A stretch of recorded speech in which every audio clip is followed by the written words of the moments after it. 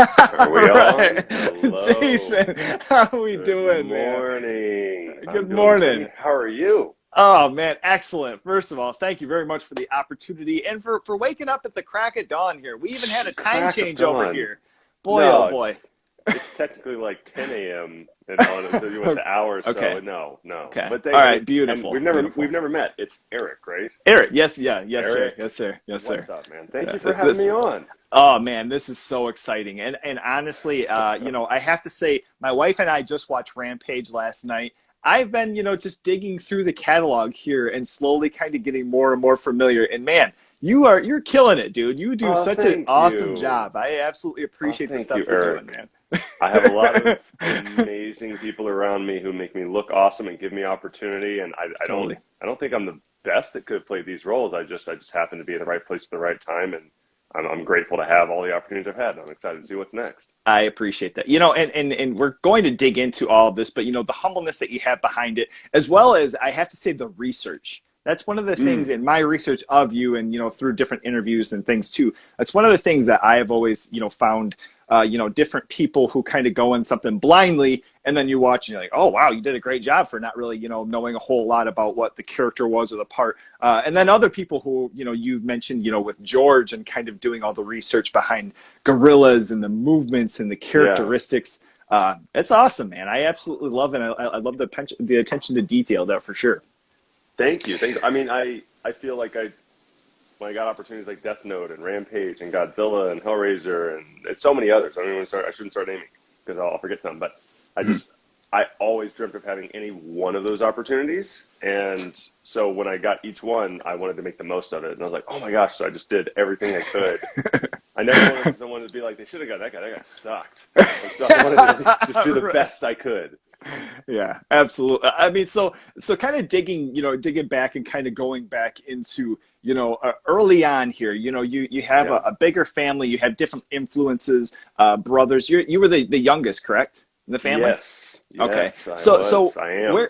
where does that come into? Yeah, I should say you are Still still am. currently. Still am. Yeah. Where does that interest develop as far as I know that you kind of mentioned earlier on in a Christian or a very religious home. Hmm. Where does that interest in film start, and where does maybe some of the creepier things come in when you mentioned going through video stores and seeing something like Hellraiser and be like, oh, that's The not creepy gonna stuff. Yeah. that's not gonna do today.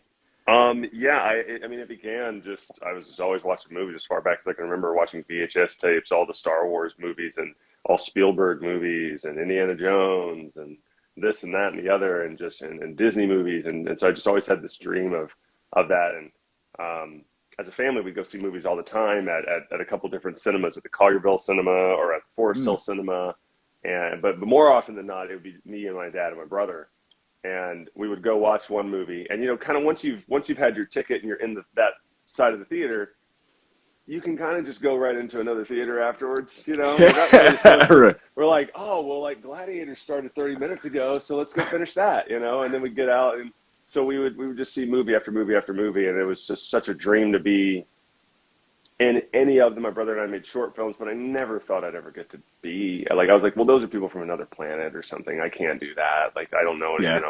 I'm in Memphis. I don't know anybody. And then scary movies came in. I think the first couple that I remember watching were Halloween and Blair Witch Project, like in the playroom in our house with the volume down on like 2 out of 100, so that like my parents, I'm not supposed to be watching this, so and I've got the remote just in case I need to. I wasn't watching it, no, and terrified me, terrified me. Yeah. Yeah. I mean, and those are some of the the fun memories too. And I may have said Nashville earlier. I apologize. I meant Memphis there. Oh, I don't know if you did. Yeah, And Memphis. Yeah, so your local theater, you mentioned that. yeah, What are some times that that come to mind as far as fond memories of something that was just maybe an outstanding movie? I know that you've mentioned different things, but what yeah. were some of those earlier Oh times of gosh. a movie where you're like, boy, what this was a completely different experience than I've ever had. Yeah, most of the experiences I can think of were actually on like at home watching it on VHS. I mean, when I try and Mm. think of when I was a little kid seeing movies, I remember seeing like Stargate and just being like, Oh and I was yeah. terrified. I thought it was real. It's like they went to another place and like Ra is gonna get me and like take my soul or something. Um, and Lion King, I remember there were tornadoes outside, and the power kept turning off, and my mom was like, "All right, we have to go home." And I was like, "Why? Who cares?" Like I didn't understand what a tornado was. All She's like, right. "I want to watch Lion King."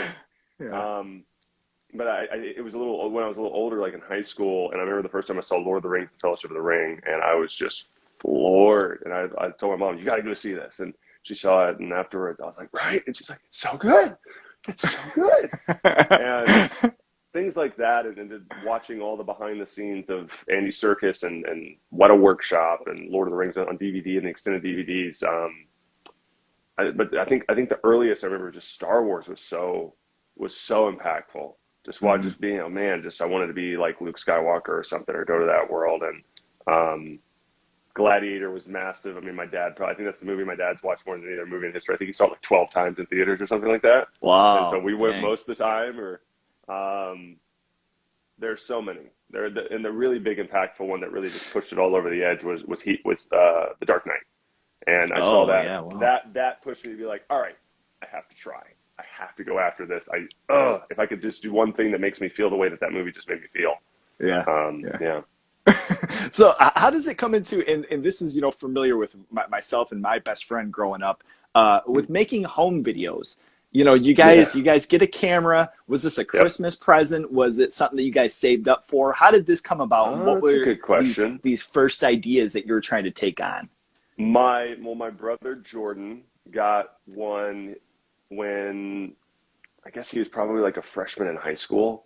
I remember like the first time I remember it was when like episode Star Wars episode 1 came out. That's the Okay. first time I can picture him having it, and he was a part of the video like production club and classes, and the high school he went to, Germantown High School, had, I think it might still have like the number one video production and they have their own television like station Whoa. in there, like they're Wow. ridiculous. And so he got so into it, and we would just every now and then just let's just make something. We didn't have a script, we didn't have an idea. We would try and copy a scene from a movie like Sixth Sense and make our own version of it in the house, or all kinds of movies that are just like ridiculous, but actually really good. You go back and watch it, and you're like, we kind of had no idea what we were doing, but Jordan really knew how to put a few minutes of a film together. Wow, Dang. I had no idea what I was doing as an actor, but that's actually a pretty good moment right there. Look at that. That's not bad. I had no idea. But I was like 12. Yeah. Um, and we were the only two who ever acted in our film, so it was always something just like me, and there was something supernatural happening, or a couple times we were fighting or something. there's some fight choreography. So, but yeah, I think he probably got it for his birthday. I don't remember. I just remember him just Okay. not having it and then having it. Yeah. Okay. Okay. I mean, were there different stunts or different gags that you guys had to pull off? Maybe some fake blood that was something that after you shot it, you're like, whoa, this surprisingly turned out Um, cool. no, we actually never had any fake blood. Okay. You would just be stabbed or die. But a recurring theme was we'd wake up and it was all a dream. And so or right when you get stabbed in the chest or something. Yeah. There was one time, I think it was on Christmas Day, so everything was closed, and we went to a parking garage near like this Office Max and some other stores, and it was completely empty. And so we had the whole run of the parking garage to Hmm. ourselves, and then we did this super. And Jordan did a cool visual effect. He did some cool visual effects. Where he put me on the screen with me on the same time. What is there a ghost of me? What's going on? They never made sense. They were just fun and cool. They never made any sense. We Awesome. watched them today, and we're like, what's supposed to be happening here? This doesn't make any sense. We were just having fun, just making Yeah. movies. That's it's the best thing too. I mean, as far as like looking back at some of those times, you're like, boy, we just must have been that bored to where we took so much time on this. But looking back and it being something that kept my friend and I, it kept us out of trouble. We were constantly Yeah. making different skate videos or just some sort of silly at home movies. But yeah, I mean, those are such good times. And hearing you mentioned in interviews as far as making home movies, that hit Yeah. home. So I wanted to touch on that because it's Yeah, hilarious. I love yeah. it. We were actually back at my parents' place a few years ago for Christmas, and he found a video that was like 30 or 40 minutes long from like 20 years earlier, just in the corner of the living room, that same living room, while we were all opening up Christmas presents. And so like Oh we made all man. these cool short videos, but that right there was one of the coolest things. Actually, just watching us be all, Yeah. we're like, wow, we're all still the same. We all still Yeah. focus on each other and the exact Yeah. same. And yeah, Yeah. Wow. All these years later and still the same there. Yeah. yeah, I love that. pretty But much. and then now, a difference is yourself being involved in film and Yeah. that, being something you mentioning out of some of these experiences, what was this first push as far as I know that you went to Mm. school and different things, but what was this, the first job that you ended up taking on, that was kind of a break into film, so to speak?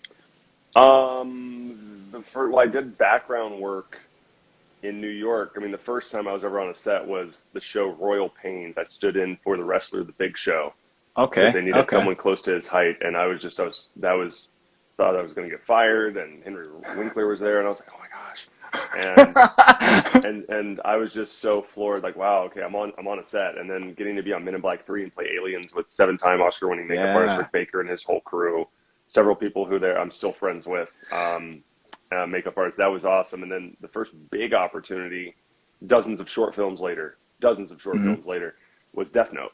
And I Hmm. booked that when I got out here, and I knew some of the makeup artists who were going to be working, who didn't end up working on it, but they were going to, and they got me in the door and got an audition, got a call back, and booked it, and cried, and had to go to Outback Steakhouse that night, and did not want to be there, and couldn't tell anybody. It was a Friday phone call from my agent at the time, and I was like, "Are you sure? You're sure I got it?" You're like, "Yeah, you're the first choice." But and I didn't hear from him all weekend, and I was like, "No, Wow. I'm gonna lose it. Something's gonna happen. It's too good to be true." And I went to Vancouver for 3 months, and my wife, who was my girlfriend at the time, came up, and we were up there for she came up for half of it, and flown out, put up in this amazing place, making this movie as this awesome character, working with like Keith Stanfield and Adam Wingard and Nat Wolff and Margaret Qualley and so many awesome people, Shea Wiggum, Paul Nakauchi. I mean, they like, and if some of those people don't know who those are, you're like, oh my gosh, they've been in so many things. Now like Keith Stanfield's been in everything. Um, Right. that was the first big one. But it was Men in Black that showed me, oh man, because I'd heard I was too tall. No, I'm perfect for Hmm. this type of stuff. For creatures and monsters, I'll be a human every now and then, but Yeah. this is the type of stuff, being 6'9", you just, wow, I fit here. And I started tailoring myself towards, kind of being the Doug Jones type, and Mhm. it worked. Yeah. Yeah. Worked. And I think I appreciated so much out of one of your interviews. You were mentioning that you had a professor who was saying, "Look, do not go into film. Don't go into being an actor. Don't and you kind of Mm, pursuing that and really digging into that being the momentum and for a lot of people hearing that because I think anybody in acting especially mentions like it's really something that you have to keep on pushing, otherwise it's not going to end up panning yeah. out." Well, there was a director of theater, Cliff Thompson, Hmm. at Freed-Hardeman University. I was there for a year, and he pushed me to go into acting. Actually, I wanted to be an actor, but I wasn't a theater major, and he said, "Well, make your major theater and add these classes and go audition for the play. If you're going to be an actor, be Oh, an okay. actor." I must have And misheard that then. Okay, I apologize. well, what happened? No, no, what happened was I'd done a play and like I wasn't really fired up about it, and then like I got sucked into and inspired by this musician Glenn Hansard, who's incredible, and I was like, I'm gonna be a musician now, and he's like, that's just as hard. Why would you stop acting? And he's like, wait till after this New York trip, we're going to see some shows, and if you don't want to be a part of Macbeth when you get back and you want to, then fine, but just wait. And I was like, okay, and I went, and I was so inspired and saw so many amazing. I saw the original cast with Lin-Manuel Miranda with In the Heights, and saw Daniel Radcliffe and Equus and all these other, and I was just like, I have to do this. Oh my gosh, I'm so inspired right now, and so I'm really glad that he didn't let me just right out quit, because I called him and tried to quit the play, and I wouldn't be here, and he was just like, "Now wait till after the trip." And if he didn't say that, and if I didn't listen to him, then Hmm. I wouldn't be here. So I Yeah. told Cliff Wow. I'm eternally grateful for his Yeah. not letting me just give up. You know? And sometimes you need that. You need somebody Okay. else with a Yeah. better perspective to not let you give up. Because, like, of course, it's going to be hard. Anything worth achieving is Right. hard. You're going to Yeah. suck at first. I suck. I'm still getting better. I'll never stop getting better. So you need that perspective from someone, that higher perspective from a mentor or somebody to kind of see, like, you know, yeah, to give that perspective. Yeah. I mean, it's always interesting to hear, as far as how many different projects there are, through time and how the process is as far as, starting and kind of going through and possibly getting a little bit of a break and then having 4 or 5 other things that don't pan out and then something else that might be a little bit of a break. Mm. Seems eternally, Yeah. just a tiresome process, but, seeing those who follow through and some of the projects that end up coming through it. And yourself even mentioned like Men in Yeah. Black, with something like that, so early on. Is it just, seeing like a call for and then going Mm. for an interview and just trying out, or how does something like that, and so early on end up Yeah. coming about? That actually, I had done Royal Pains and done Mm-hmm. stand-in work. And for those who don't know what a stand-in is, it's you're the same ish height and look. Big Show's way bigger than I am, and he's like 2 of me. And you stand on the mark, and they set up the light and the camera on you, and then they bring in the actual actor, so that way the actor doesn't have to stand there all day. Brad Pitt doesn't have to stand somewhere for 10 hours a day. And so I did that. It was the same casting agency as Men in Black 3, so they brought me in for an audition. They're like, yeah, we're auditioning really, really tall people for these couple of characters. They ended up cutting those characters, but then they just said, well, we'd love, the director would love to have you come in and be aliens. And I was like, yeah. And the first day was Rick Baker's birthday. Rick Baker's won 7 Oscars. He's a living legend. He's ridiculous. Absolutely. And it was his birthday. He had a cameo on set, and that was all it was that day. I thought it was going to be a week. I've been waiting for months for this 1 week in December 7th to the 14th or something like that. And then they said, that's all. I was like, what? Oh, well, I'm grateful I had 1 day. And then they said, oh, they want you back for like this day and that day and this day. I was like, oh. And I went back and I saw Rick. I was like, oh, it's Rick. And I was like, hi, Rick. Yeah, they asked me. Oh, good to see you, Jason. I was like, oh, no, yeah, they asked me to come back. He said, no. I had them bring you back. And I was like, Whoa. okay. What? You did Michael Jackson's Thriller and American Werewolf in London. Oh, my God. And then it just turned into weeks and weeks and several characters throughout the entire production. And but it started with Grant Wilfley knowing how tall I was and saying, Man. come in for this thing. And so and then Rick, being awesome and being so sweet. God, that is so awesome. So from that, and you mentioning, Deathnote and your work as Ryuk and everything, and with the costume and with putting on something as far as being head to toe. Was there a learning process from being in that you took on to having in Hellraiser with Chatterer? This is a little bit different where you had facial features, but as far as body language and as far as facial kind of movement. I know that's different for the Chatterer because you had something else going on head-wise, but how is that kind of like an on-the-job training for taking on a part like that? How Deathnote was like on the job training for taking on something like that? That's a really good question. Like when I got Deathnote, I knew from the beginning it wasn't going to be my voice, and so there was going to be some A-lister. We didn't know who it was going to be. Obviously, ended up being Willem Dafoe, Right. And so when I auditioned, of course, I did all the dialogue and everything. And Doug Jones from Pan's Labyrinth and Shape of Water and everything is a mentor and a friend. And I called him. I was like, I got proud of you. And I was like, what advice do you have? He's like, child, no, I don't need. No, I don't know. You know what to do. I don't need. Oh, no, there is one thing. It's not going to be your voice, but you have to act like it is. Because even Eric, how I'm talking right now with my hand and my head and my shoulders, how you talk and your cadence and how you hit certain sounds informs how your whole body moves. So he said you can't separate the two. So you have to act as if it's going to be your voice in the film.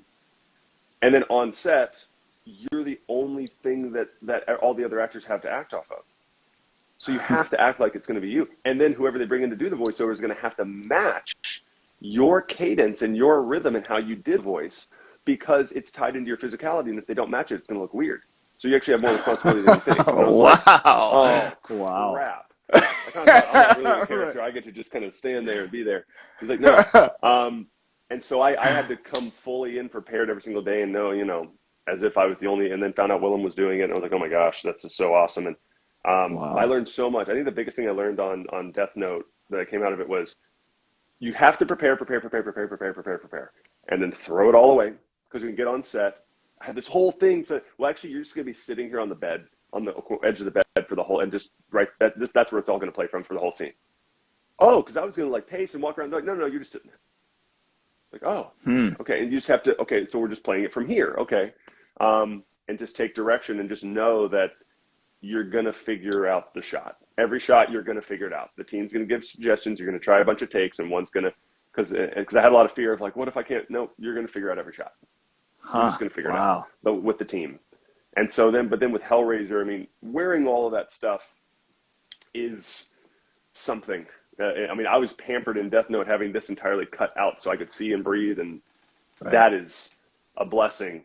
Thank you for Colin Strauss, visual effects supervisor, who said that's going to be visual effects. Don't make him die under that. Cut it out and let him breathe. And it's like, Wow. I was in a camera. I was in a camera test or a fitting for that, and I'm behind it, just like dying inside. And he's like, "No, cut that out, so that he doesn't even have that." I was like, "Oh, I love you so much. It sucks in here. I don't want to do this for three." Right. You're so excited, Yeah. and you get a head on for one of those days. You're like, "Why did I say yes? I have to do this all day, every day." But you get used to it. You get used to it, and it's kind of like a muscle gets sore, but then you get used to that workout in a way. Like it's not fun at first being in one of those heads, and you can prepare someone for it, and then they put it on, and they have a panic attack, or they feel like they're going to throw up, or they want to quit. Like and so it helped in the physicality in playing that character. Every character is going to be brought together, like Andy Serkis says, physically, vocally, and psychologically. And so now maybe all you see of a character is the physicality, but he moves that way because of how he is psychologically. And because of how his voice is. Chatter doesn't have a voice, but he breathes. And so I'm inside the mask. I'm in there like, and like going after somebody. And so they're like, there has to be something that, and it all comes together. Yeah. And so I've learned a lot. I'm still learning. I learned a lot on Hellraiser, and I know if Chadwick came back, cool. I know how to do it even better now. And I think one of the biggest things is just being in there and trusting your makeup team. You have amazing, it's Josh and Sierra Russell and the whole team on Hellraiser, having love with them and just trusting them, and I love. Where are you? I love you so much. Thank you. and just lots of hugs, because you're kind of trapped in this thing. That is incredibly claustrophobic sometimes, and you have to go to the bathroom, but you're going to be in it for 6 or 7 hours without a break. And so it's like, and so you just one shot at a time. I love everybody around me. Thank you so much, and positivity, and but it's every shot, every day is a learning experience, and then most of the time you're so done when it is. You're so happy when it's done. You're like, we're done. Get me out. I never have to do this scene again. It was fun, but Right. I'm so tired. It's 6 a.m. I'm tired. I want to go home and sleep. Now, I mean, you mentioning the bathroom aspect of this was something that I had heard for the chatter. Was that the same as far as for Ryuk, like your first time taking on a full body suit? And if so, what goes into, what are your tips for a diet for something like this? I could not imagine. My wife might have the smallest bladder that I've ever met. And going 6 hours without going to the bathroom, she'd probably die. Yeah. I got advice just in chatting with Doug Jones one time. He was talking about like there's a balance of, you don't want to drink so little that you're dehydrated, but you don't want to drink so much where you have to just go to the bathroom. And just know you can hydrate later. You don't drink anything while you sleep for 8 hours a night or whatever, so you'll be fine. And then just chug. Yeah, touche. Now, if you're sweating, you need to maybe some electrolytes and stuff, and there's certain things you can use to empty before you get in. I've never had to go there. Doug is. I don't know if Doug wants to be talking about that, but he's like, you have to if you're going to be in something for 12 hours and you can't go to the bathroom. But like with Ryuk, I mean, it's because it's a whole production to get it off.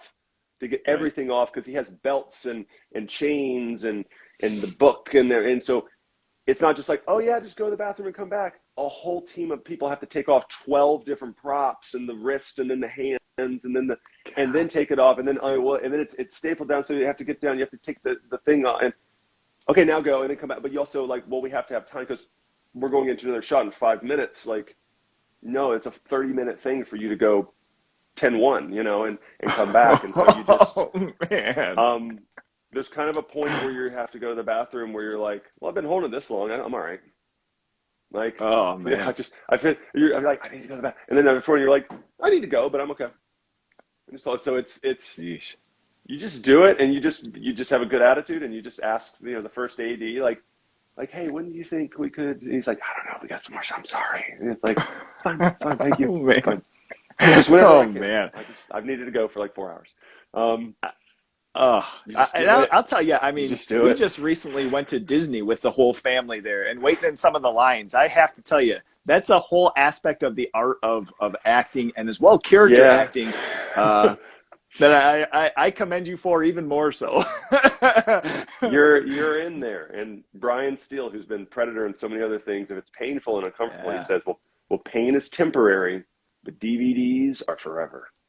So Ooh, I love put up that. with it.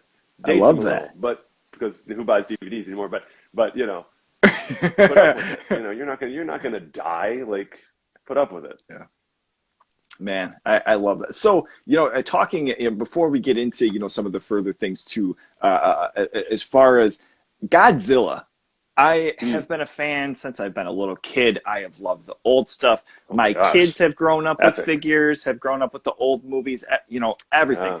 But with these newer movies, I never realized that there was actually live action going on for the movement of these characters. Yourself with Sometimes, Ghidorah, sometimes sometimes, yeah. So was there, along with yourself, was there also a Godzilla that Oh was yeah. working to? Oh yeah. TJ That is Storm. insane! Oh yeah. Wow. Yeah. He TJ is like he's like a 12-year-old kid in an adult's body running around. He literally like It's the we'll watch a best scene job and in we'll the shoot world. it.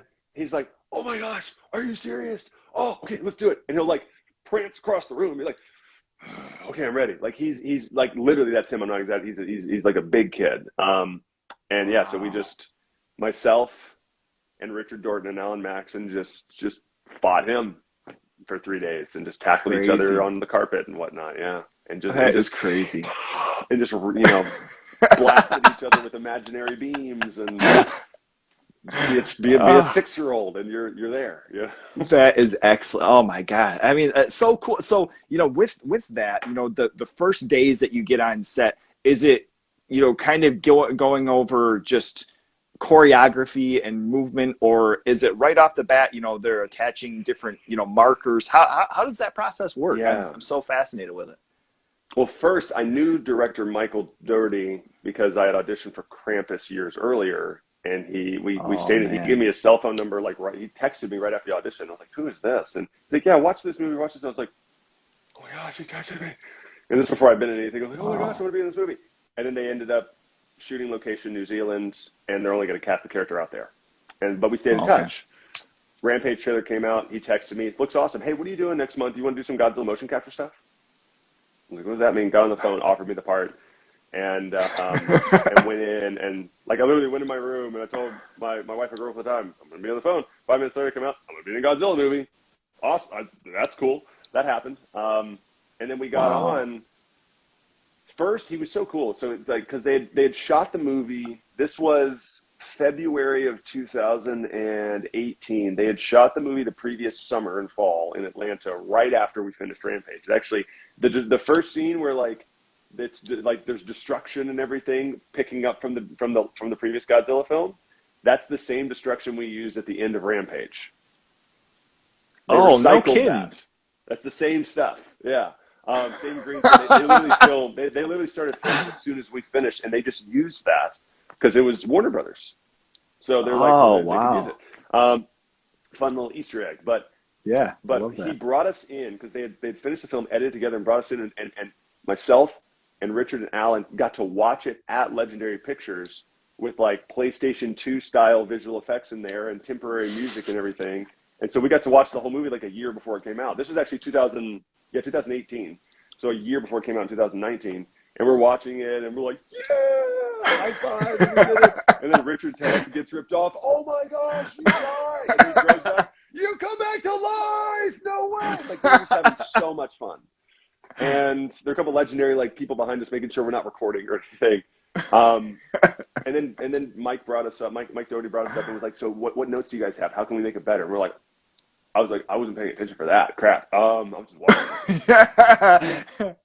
And then they brought us in to shoot it in a motion capture volume for 3 days. And the first day was supposed to be just rehearsal. We're going to figure out, do we tie our legs together to be a three-headed dragon?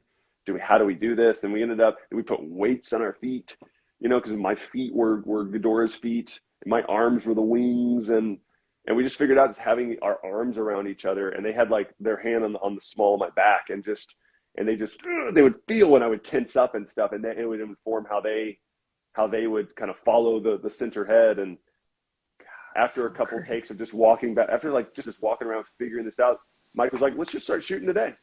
And we're like, all right. And we would watch a scene on a screen, and we'd already seen it, and TJ hadn't.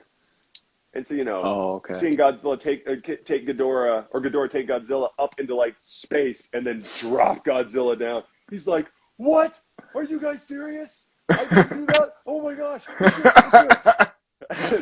Had all this stuff. And we would watch a scene and shoot it 2, 3, 4 times with Mike's direction. Great. Watch a scene, shoot it. Watch a scene, shoot it. And we just did that for 3 days. And we just one scene at a time, one moment at a time. And so it went really fast.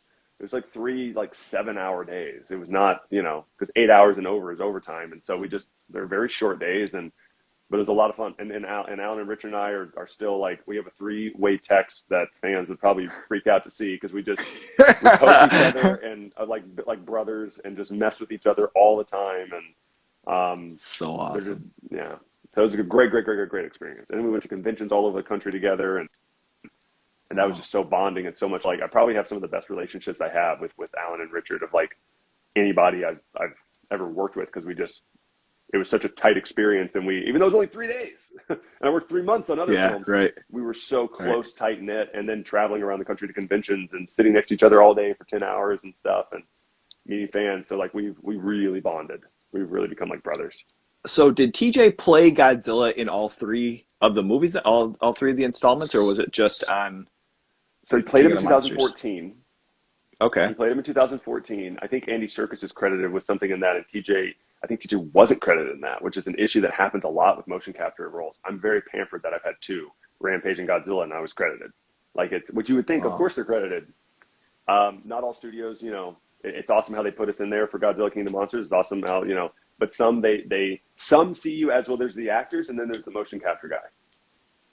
And Tom Hanks one time was like, oh, I'm sorry, am I not an actor? On Polar Express, was I not an actor on that? And they're like, oh, no, that's not what we meant. He's like, well, what did you mean? Benedict Cumberbatch's not an actor, and Christian Bale's not an actor, and are these people, Andy Serkis isn't an actor? Yeah, and they're like, well, no. And so it's let's kind of recant that now. yeah. So, because I had heard, because Tom Hanks is on the board for the Oscars or something, and I had heard someone say that I forget where I'd read it or heard, someone brought up oh yeah, we should talk about considering actors in performance capture, motion capture for nominations. And he was like, I'm sorry, have we not been considering that? Are they not actors? And then And so anyways, but he was 2014. I don't think there was anybody in Adam Wingard's Godzilla vs. Kong. I think that was all hand animated. Keyframe, and so is what they call it, I think. And so Adam did text me though in 2018, and he's like, hey, when the next script comes in, I want to bring you in for something. I was like, oh yeah, and I never heard from him. I was like, what happened? What happened? What was that going to be? But yeah. The Godzilla was 2014, and then Godzilla King of the Monsters in 2019.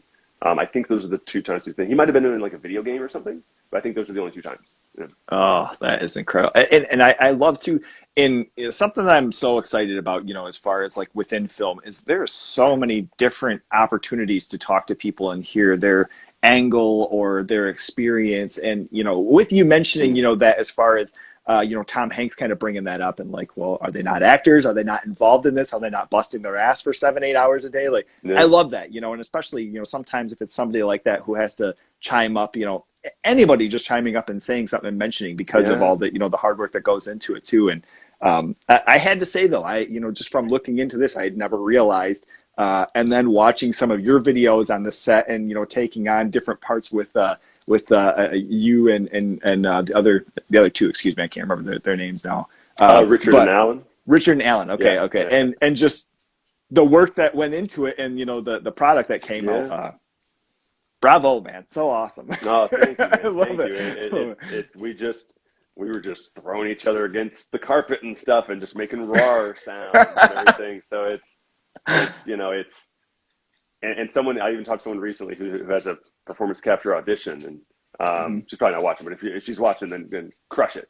But there's no difference between performance capture and acting. Andy Serkis has said it 1,000 times because it's performance capture is an infrared camera that is capturing my performance rather than a Mhm. digital or a film camera. But it's still the same, but it allows you to play characters. I could never play a 500-foot tall dragon myself, right? So it's so cool Right. that you can.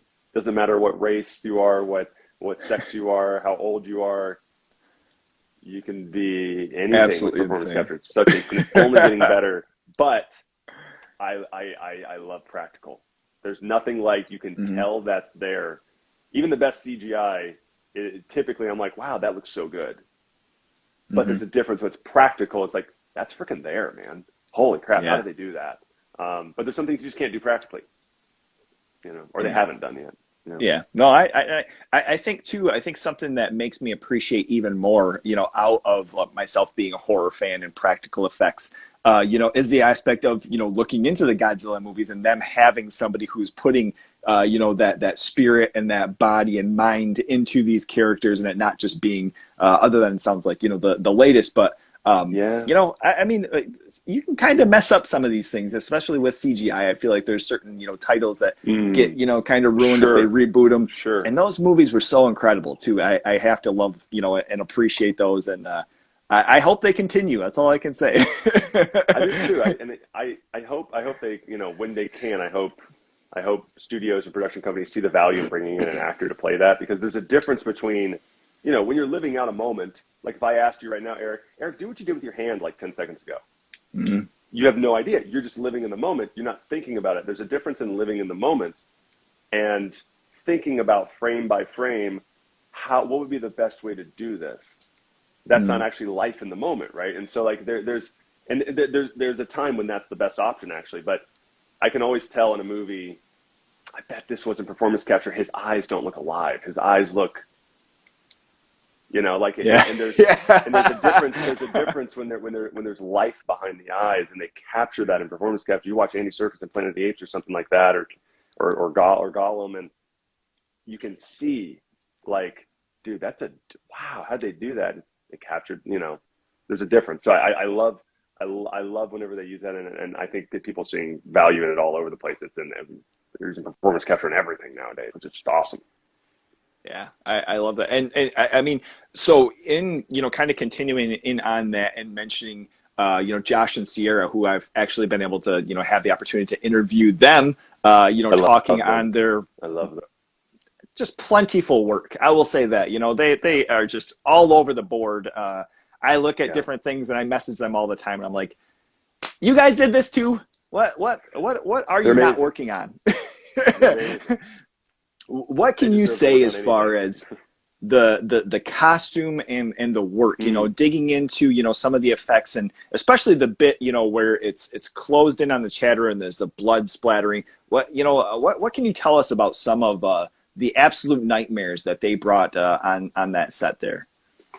I mean, I could talk at least for an hour just about Josh and Sierra and what they put seriously. I mean, they deserve to be able to do any project they want to do, because Hmm. they put their heart and their soul into it. I think legitimately, Josh one day told me, and I think he's being serious, that towards the end of the film, that he had probably had like 6 full meals since they got there, because he had worked so much. He would Jeez. just take a bite and put it in his mouth and chew and keep working on something, because they're the first ones there to start applying. Hmm. They're running around with multiple Cenobites throughout the day while doing blood gags and this and that and the other, while coordinating with people back at the shop, still making suits while we're filming. And then they're the Hmm. last ones there because they have to get everything off. Then they have to go back to the shop and prep for the next day, because everything's not just clean and ready again. And then it's Oh, time to come right. back to set again. So they had like no sleep. They had like no, like, they worked their butts off for months before we shot, the entire time while we shot, and then still some after we shot for reshoots and whatnot. And so what they did to bring, I think, 7 characters, 7 different Cenobites, right? Amazing. Just I can't say it. And their attitude on set every single day, and how calm they always were in the face of logistical nightmares, that when there's a time you got to get it done right now, they're like, all right, we're ready for the chatterer scene. His teeth aren't working. They're not chattering. But we're ready for the close-up. We need to shoot it right now. We're behind. I don't know what's going on. And I'm just in there, and just like, son of a bitch. I'm just gonna sit here. Whatever. You just you learn to let go. You're like, we'll figure it out. Yeah. Filmmaking is just constantly puzzle after puzzle after puzzle to solve, and hurdle to get over, and roadblock, and fire to put out. But they're just incredible. I can't say enough about them as people, how hardworking and committed they are. As artists, their work. I mean, they did an amazing job. And yeah, I mean, being in Chatterer was just awesome. I just really felt like something. I mean, those are always uncomfortable. You're never like, can I leave it on? They're always always on. They're like, get me out. All that stuff. It's just, you're blind, and you're constricted in there, and you're hot and sweaty, or you're cold or whatever, and you got to go to the bathroom. You're hungry or whatever. You're exhausted, and you just push through. But they're so supportive and so awesome, and it's really great when you're wearing something that looks as amazing as what they made, because it's worth pushing through for. Because I've been in other stuff in the past, maybe short films or something, where I'm like, this looks so stupid. There's nothing I can do. It's like trying to look scary in a Barney costume, which maybe for some people is good. But like, this is so stupid. I feel like there's nothing I can do. This is a waste of time. All I learned is to be more picky about stuff. And so when you're working with people like that, it's just you're so grateful. So Josh and Sierra did an incredible job. They'll do an incredible job in anything else they do, and anything else they do that I get to work on, I'm there, because I have such trust in them and so much love for them. I could talk forever about them. I can only imagine. I mean, just from the stuff earlier on with their work, but I feel like the Ritual. Another from David was another piece, where I was like, how did they do this? And that was something I really dug into, as far as the beast from that movie. And if anybody hasn't seen that movie, God, please, but just absolutely incredible, and along with things, like as far as the visual looks, what about the puzzle? Tell us about your first time seeing that. Yeah. And what was that made out of? And was it heavy? We're all kind of curious about that. I actually never held it. Okay. I don't think. Yeah, because when as much as you want to play around with all that stuff, people like, don't touch that. The prop masters like, don't touch that. Yeah. Right. And I mean, you can kind of, to be careful, but they realize like they only have so many of those. Maybe they only have one, maybe they have a hero one and a stunt one that plays, and one that's like it looks the same, but it can, it's rubber or something. It can take a beating. It can take a fall, or something. But sure. I never got to hold it. I heard that it had real weight to it. I do have an interesting story about it, though. There's a man named Richard Ashton, and he's the loveliest British man ever. And he has a garden that he gardens, and he's the sweetest man. And he's in the credits as something like prop travel consultant or something like that. He knew one of the producers or something, and he flew from London, where they made the boxes and the different formations and everything, and the different transformations, and he would fly from London just with it, carry on, and that was his job. And we met him like one day, and we were just talking, and we found out, and he because he was on a plane with someone else, with Zach, who played Asphyx, and and like they were sitting next to each other or something, and Zach was like, because he had a box holding it, he's like, what's in the box? And Richard's like, a box. He's like, oh really? Like the box? And he's like, yeah. And so they figured out, like, you're working on, I'm working on, oh my gosh. And so then we all had breakfast together. And so he came back like 5 different times, and we always knew, like, he's like, I'm coming back tomorrow with another box. We're like, yay, let's get breakfast. He's the sweetest man. He what has commitment. Giraffe this little stuffed giraffe. I forget his name. Mouse. What was his name? And he was real. He was real, and he would ask, and Mouse would join us for breakfast, and he's the sweetest man. He was so yeah. He brought the box, all the boxes, Oh because they're my so gosh. expensive and so intricate. They're like, we're not going to ship this, and some dude Yeah. would be like, all right, throw that in the truck. Hmm. Um, but yeah, the work they did to create that looked awesome. Looked Man, awesome, and they that's were practical. absolutely They were interesting. there on set. They were there. Damn. Yeah, that's so cool. And it's one of those things, where obviously Hellraiser is very beloved, and Clive Barker and just his whole body of work, and I don't think they could have made a better choice as far as grabbing David on, and then having Mm, the I agree. people behind David, and then the Russells, yourself, Jamie. It was absolutely awesome. I could not have appreciated and loved that movie anymore. Oh, In thank you, Eric. in a time where there's so many different remakes, especially, and Hmm. there's different things that, sometimes you kind of scratch your head, and you're like, man, why did they touch this? And I little Yeah, word, with Hellraiser, but sure. bring us back to your first day. When you get over. Was this your first time traveling out of the country? That's another thing where you're going completely way out Off of. of the continent, yeah, because Deathnote was in Vancouver, Canada, which Oh, is okay, like basically like America but friendlier. Like it really is. yeah, Like you just and like a different currency, and like road signs are a little different. At first, you're like, oh, I'm in yeah, America. Oh wait, that's different. What does that mean? And yeah. but yeah, Serbia. I flew over. It's a 13-hour flight to Istanbul, and then an hour flight from Istanbul to Belgrade, and so it's a long journey over Oof. there. And I was the first Cenobite to land, so the first few days I just walked around the city and just explored. I was walking like 10 miles a day. It was awesome. And everyone Oh. got there, and I was like, "Cool, I know where we're gonna go." And they're like, "How do you know where we're gonna go?" Just went to restaurants together and everything. And for the first day, but yeah, that was the first time out of the country, off continent. Hadn't been on anything in a year and a half at that point because of COVID. Mm. Over a year and a half, almost. I was coming up on 2 years of nothing, not one day on set because of COVID and everything else. And so, very grateful to be going over there, flown out, put up, and get the 35-year-old franchise, the 11th film in the franchise, character that's been in several and people love. Oh man, this is gonna be so awesome. And I agree that I don't think that there could have been better people brought on in every position. I Hmm. thought it was a really special team, cast and crew. But yeah, the first day, well, there was a camera test, and we shot that in the same warehouse where the shipping container is that has the safe and the box in it.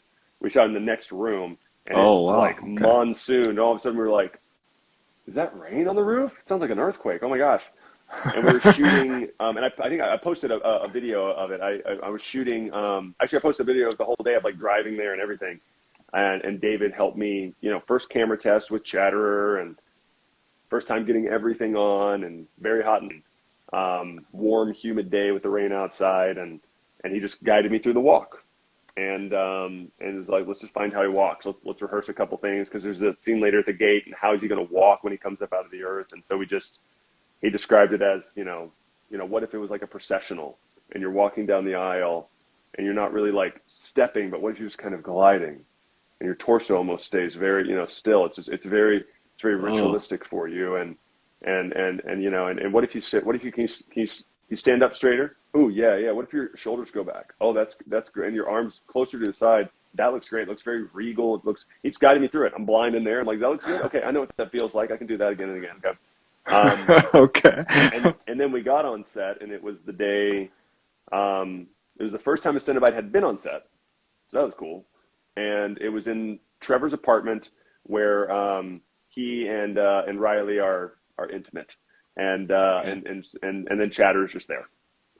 We like to say Chatter likes to watch. He's just there, and so I mean, he does. He's just standing there. They're creeping, yeah. Why? Because as an actor, you're like, so why am I here? What's my motivation? Why am I just? I guess he likes to watch. I don't know. And they look up, and he's just there, and profusely hot and sweaty that day. 100 degrees, no AC in the apartment, hot lights going on as well, so even hotter. Bodies in there, 20, 30 people in there, so it's warm, and I'm in this thing, and like literally one time I was like, whoa, and I slipped on the ground, just standing. Sweat had gone through inch thick silicone Oh rubber onto man. the floor somehow. and I would just profusely. And then as they were getting me out of it afterwards, like literally, like I had my arms out, and it was just like drip, drip, drip, drip, drip, drip, drip, drip, and it was Man. just it looked like I came out of hot yoga. And we at first we just had the head off, and I was just and I was standing there just for line of sight because they're like, let's not put the head on unless we need to because the head's a lot. And but then they were turning around and seeing Jason's face, and they're like, yeah, can you like turn around? Like I don't want to. They're like, because if I look at you, I'm not scared. It's you.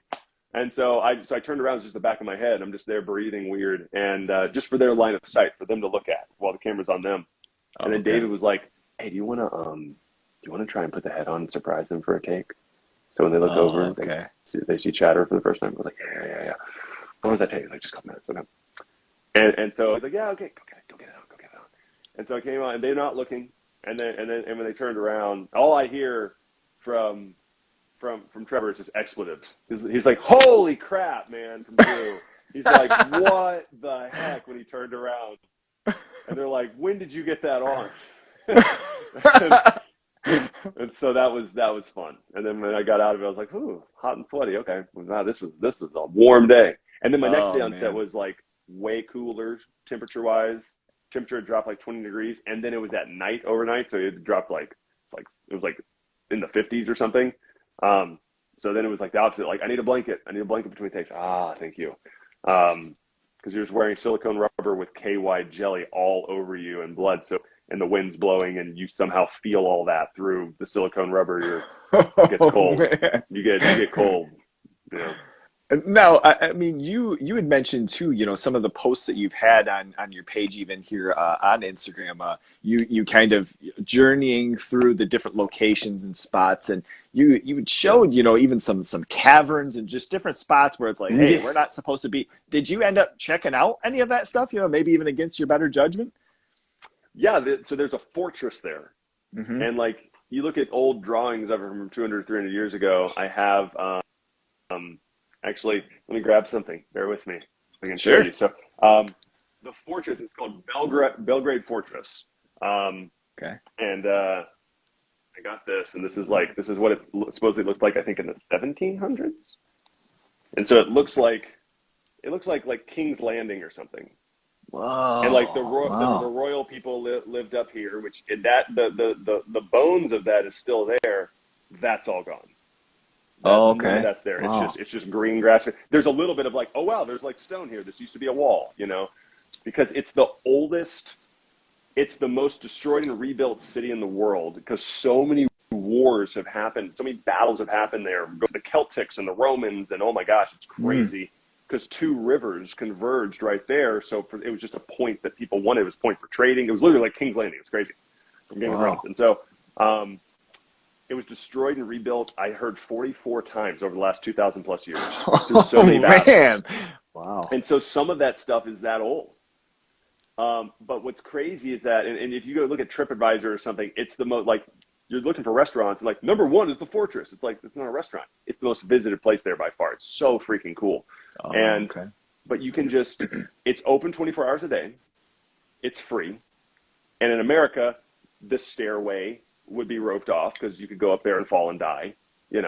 Can't go up there on the wall 20 or 30 feet high, but you see people up there with like their legs over the edge, like smoking a cigarette, having a beer. And it's like, there's no security there. Like there's little shops and stuff, but like, and then there's like, I walk by and there's this gate that's just open and you look into it and you go all the way in and look down. You're like, oh my gosh, it's pitch black. It like goes into like the catacombs it's just open. And there's like trash in there because kids go down there, and it's like, what? This would totally be. And I was like, I'm not going in there. Like, no, thank you. Go in there and run into a spider in my head. Like, no. But so like Drew and Odessa are kind of a big deal. They're on some shows, and they're teenagers over there who like waited outside of the hotel every day, like for them to come out, or would like dozens of like girls and would just wait out there and like didn't see. And I'd come out and get out of the van. They'd be like, oh, okay. And I'm like, oh, well, they're not here for me. Oh, they don't care. Who's that tall guy? But so we had to go to dinner with private security, like Eastern European security. And we're like, what have they done? Like, like they seemed legit. And they would sit at a table because to make sure with COVID, people aren't coming up trying to get a selfie this close. And we're like, guys, we're trying not to get Oh, COVID okay. and spread that. Like, this is a serious thing. And like, they couldn't go out and, anywhere without security. Security was always outside ready for them 24 hours a day at a certain point, because fans were getting way too close to them. And one night, it was like midnight, and they're like, and we're like, guys, you want to go to the fortress? We're like, let's go to the fortress. So we went, and these guys are explaining to us this, because it's their history. And then we come to that place where it goes down in the catacombs. Oh, wow. Okay. And I'm like, I'm going to go in there. And then I come back, and I see screaming from in there, and it's Odessa, and so they're in there, and they come out laughing and everything. And so Drew and I are like, dude, let's go in. And so we go in, and he's got his light, and I'm like, I'm going to record. And then I put up a video of it, and we're in there, and it's just, we're down underneath the castle.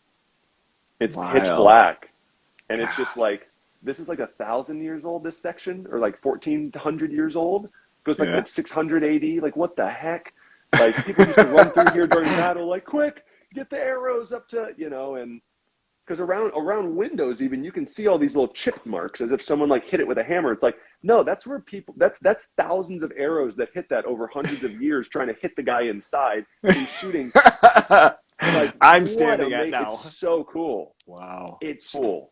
That was, that was an awesome special night that, like, totally that place would have been closed at 6 p.m. in America with ropes and gates and stuff and security. Get out of here, kids. Nobody cared. It was awesome. Wow. Yeah. Take it at your own risk. Yeah. You guys are shooting somewhere and you stumble across a skeleton. It's like, well, they shouldn't have been there at 12 o'clock at night. Yeah. Right. Yeah. What about the final day? So, you have this, awesome sounding experience as far as working on Hellraiser. What was that final shot that you ended up doing before wrapping?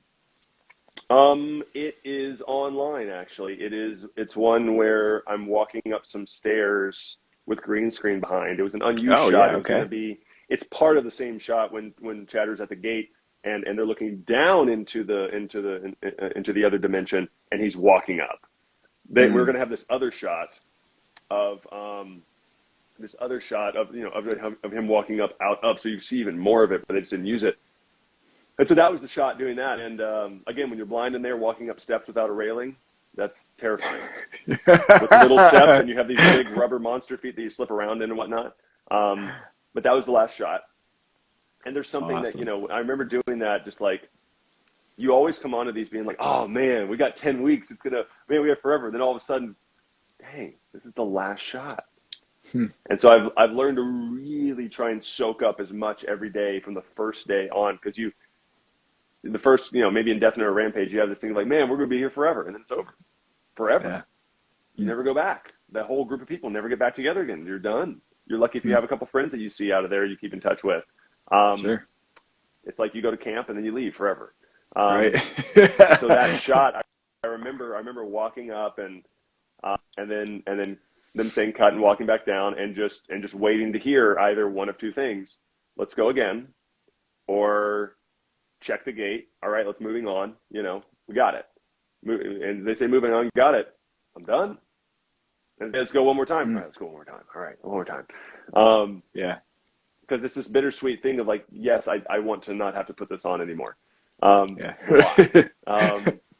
But there's this thing of like, no, but I'm used to it now, and I really love it, and it's so much fun, and I don't want to leave. Everyone's still playing, and I want to play. I don't want to leave recess, and it very much is that balance, and it's more of the one of I don't want to when it's a good one. Right. I don't want to leave. Right. And I was emotional leaving. Like, the morning I left, Drew and Odessa were outside going to shoot another scene because they still had another week or so.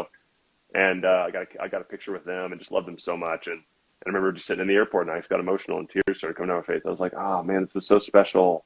It has to be over at some point, but I don't want to go. And yeah. And I sent why now all a group video like, hey guys, like, love you guys, crush it, and like tears and all this. And but yeah, it was a very, especially being on another continent where none of us knew each other, we really bonded more than any film I had ever been on. We really were like, who's getting breakfast in the morning? Who wants to go to the fortress? Let's go here to dinner? And like a 12-person group text. And so it was very, and everyone's in the same hotel. So you get in the elevator, you're like, hey, where are you going? Or else you shoot the knives out, see while you're there, and like, Oh crap, that's Dave Bautista.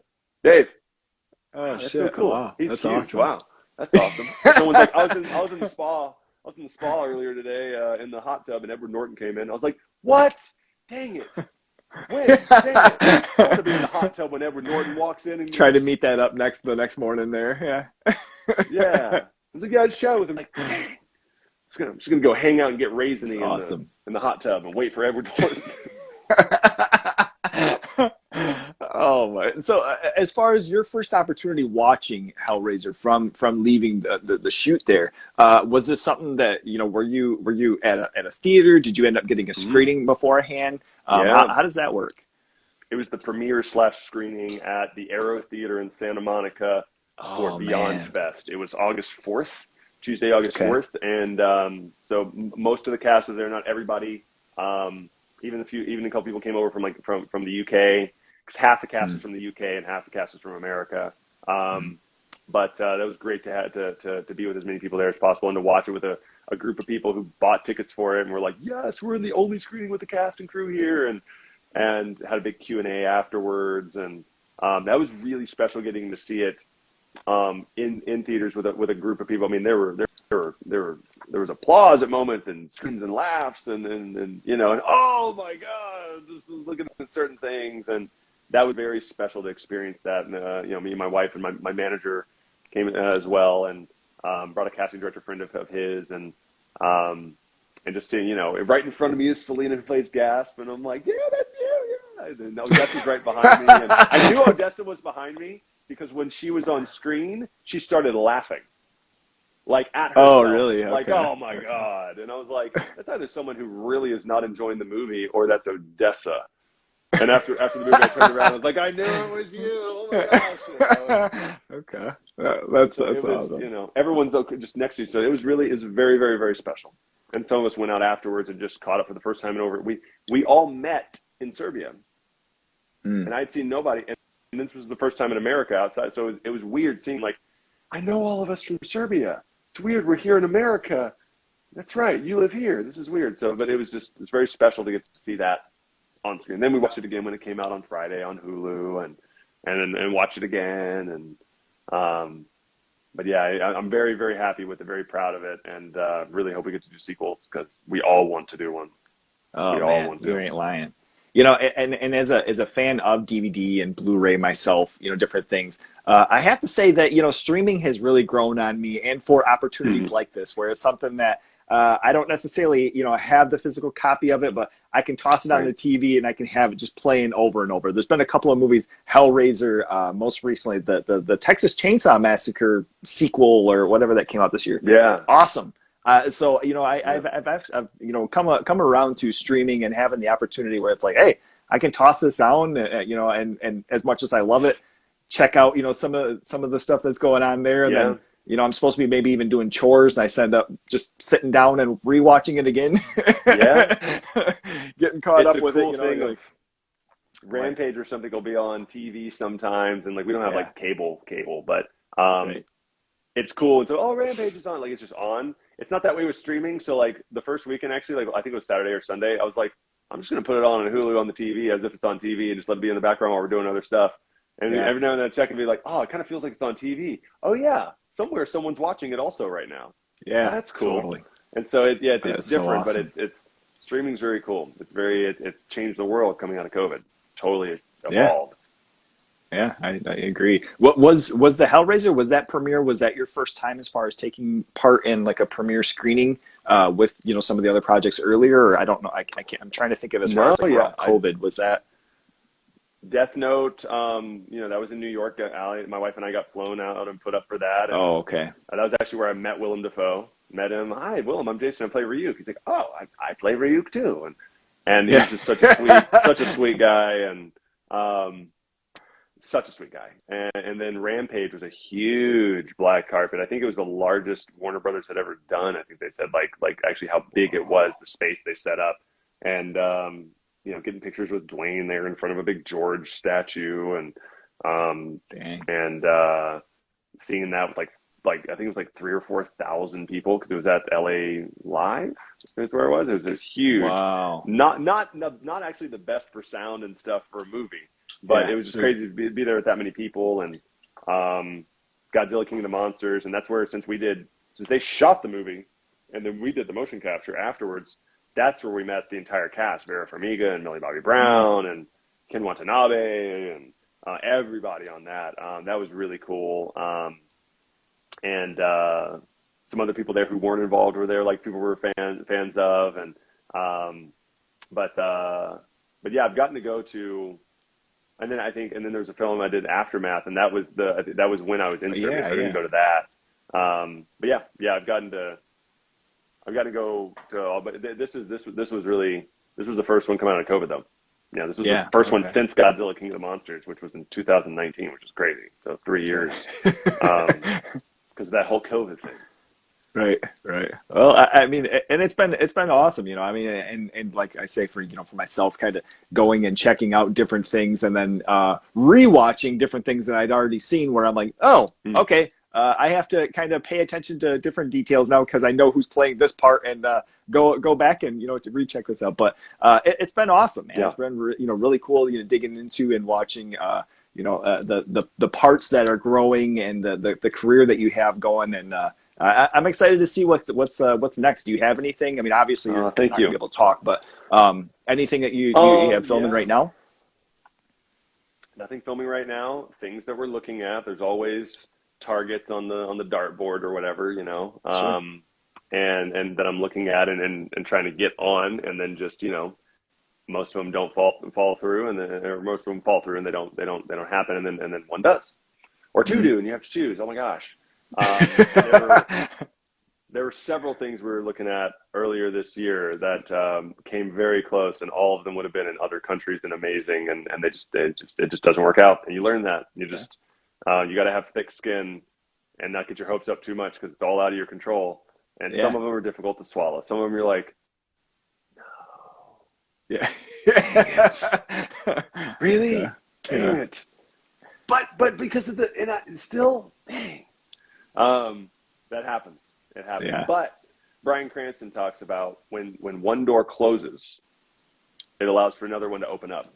Mm-hmm. That you wouldn't have been available for. And he tells a story about when he auditioned for a pilot for the first episode of a new series, decade like in the early '90s or something, and he auditioned for it, and it got down to him and one other guy, and they went with the other guy. Mm. And then a couple weeks later, oh yeah, he got down to audition, the final callback, and it went to him, went to the other guy. Come on, are you serious? Oh my gosh. And then a third time, another one. Okay, here we go. It's down to him and another guy. Oh, he got this one. Yay. Those other two never went anywhere. And the one that he got, since he was available, since he didn't book the other ones, was Malcolm in the Middle. Oh, wow. And if he had any one of the other two, he never would have even been able to talk about or meet about or audition, because he's already locked into a contract with something else. So sometimes it's not happening to you, it's happening for you and preparing you for what you actually need to be a part of.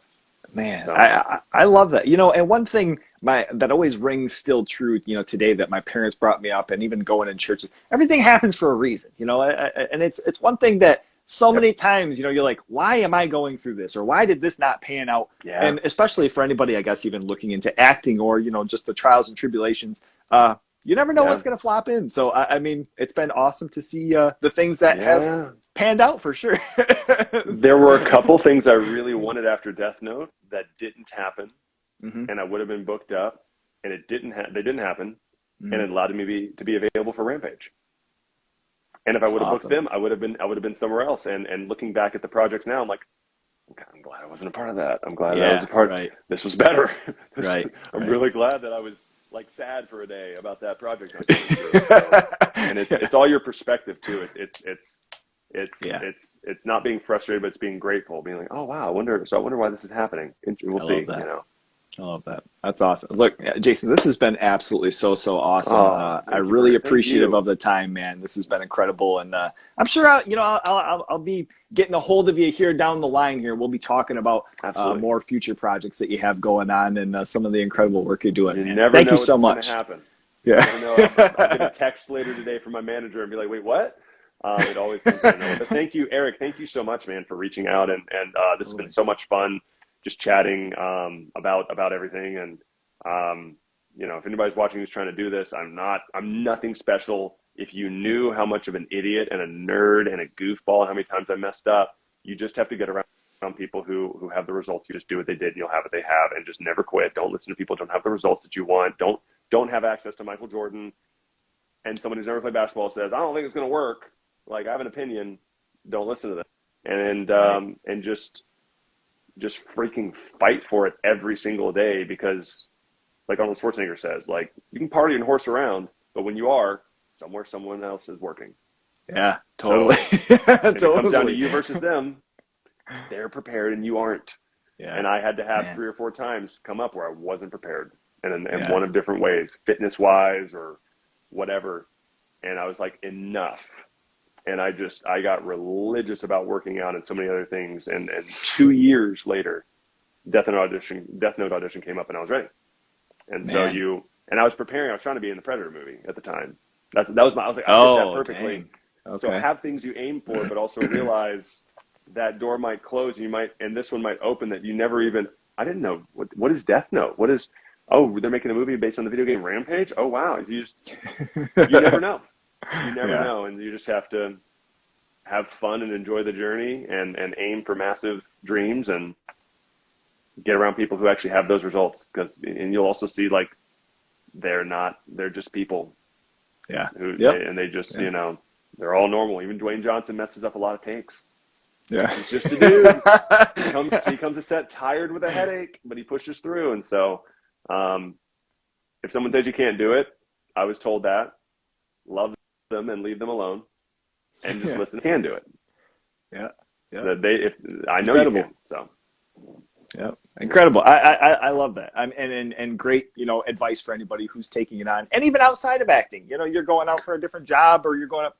Anything. Great advice, man. I get around someone who who has achieved what you want to achieve. They have a diet and a workout plan of how they got there, and they can probably help you get pretty close. Especially if they've helped someone else, then they know what they're doing. Yeah. So. if anyone's done it, you can do it.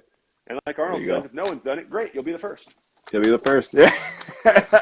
It's awesome, man. I'm going to have this edited. I'll have it up on normally on my YouTube page here within like the next couple of months. So if anybody hadn't seen, or missed, certain parts, we'll have it up on there. And once again, man, thank you so much. This has been incredible. Eric, my pleasure. Thank you. Let me know anything I can do to support, to help, how I can, anything. Totally. You're awesome. And just, man, thank you for reaching out. This has been a lot of fun. Absolutely. All right, man. Enjoy your day and enjoy the rest of the day. You as well. You as well, Eric. Right. Have a good one, man. See you, man. He's a lo-fi horror guy. Yeah, he's kind of a guy, but he is so lo-fi a horror guy. Yeah. Lo-fi horror guy has been recorded in front of